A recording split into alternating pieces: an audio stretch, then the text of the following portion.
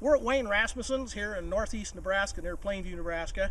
And Wayne's did some brassica mixtures over the last few years and has kind of figured out the things he likes and some things he doesn't like as well.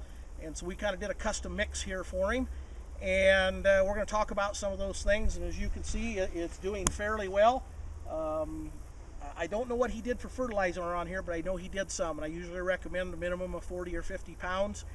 And I guess it's coming along pretty good. He had a little rough start with it. He got it planted and had some heavy rain, several inches of rain, and things kind of washed pretty bad. It was a tilled seed bed, and it wasn't coming like he had hoped. He thought a lot of it got washed in too deep and some was laying on top, which can be all right for brassicas, but he wasn't 100% comfortable with it.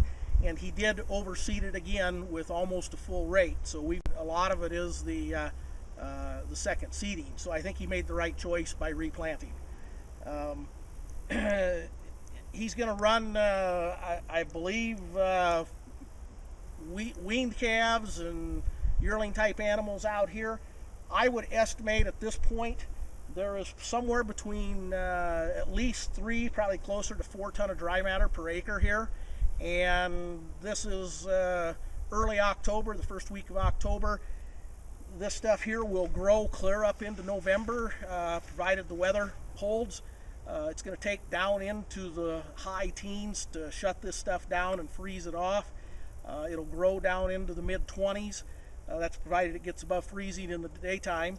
And so, you know, we've got at least another 30 days growth potential here. And this is where, at this point, is where it's really going to start to accumulate some more tonnage.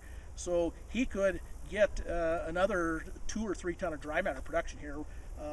First week of November, there could be 6 to 7 ton of dry matter here. And it's high quality feed. Most of these brassicas will test between 15 and 25% protein on the leaf. Most of them 20+% at this stage, in the really green stage. The bulbs of the turnips and the radishes will be in that 12 to low 20s, probably average in the high teens. And they are high protein. Digestibility on them, you're looking at 80 to 85% digestible. High moisture content. So when you do graze this stuff, you do need to provide some dry matter out here. It doesn't have to be high quality dry matter, but it has to be palatable dry matter.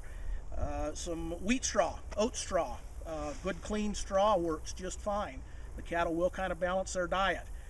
Young calves, you got to watch a little bit. They haven't learned that yet, and it's to a certain extent something they have to learn, and their rumen isn't quite as developed as an older animal. So it's really important that they have dry matter. When you turn animals in on something like this, most people just let them have the whole field. Utilization, continuous grazing on this kind of forage can be 20 to 40% continuous grazed. That's kind of figuring you're putting, one animal unit, 1,000-pound animal per acre out here. They'll probably utilize 25 to 40%. If you cross fence this and break graze it to where you do daily moves or 2 or 3 times a week, you can increase your utilization up to 70–80%. And this is the kind of feed, it's high protein, high energy. As we talked about before, it's best used as a supplement rather than a full feed, kind of as you would think in continuous grazing. So using some grazing management here could pay you very well. As far as health risks here, choking on bulbs, turnip bulbs, and that kind of thing, it is not an issue. I hear people talk about it, but it's always 10th and 15th hand information. I've been selling turnip seed for 12 years or 11 years, I guess. I know of one confirmed case of animals choking on turnip bulbs, small drought-stunted turnips, very hungry animals, 400-pound calves gobbling turnip bulbs and didn't think to chew them, I guess. That's the only case I know of, and we sell a couple truckloads of turnip seed a year. That's going to cover, at 3 pounds per acre. That's going to be, I guess, 25,000–30,000 acres, You'd think there'd be a lot of cattle choking on turnips if that were the case, and it doesn't happen, so don't even worry about it.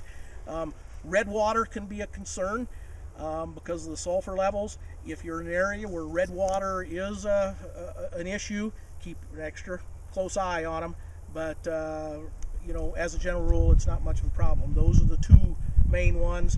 Bloat can be an issue, and that goes directly back to the dry matter. Seldom do you see bloat, but it can happen. And I guess, you know, the main thing is make sure the cattle are full of some good dry matter before they come into this stuff. And they're not hungry and just going to come in here and gobble and fill up on it and have some digestive upset. The best thing when you introduce cattle to it is if you can introduce them slowly. Even if you're going to continuously graze the whole field, turn them in on a small portion of it and give them what they'll eat in a couple hours, and the next day give them a little more and a little more, and maybe after a week you can let them have the whole field. But it's, you know, just like in a feedlot, you just don't dump all the corn to them all at once. It would be best to work them into it here.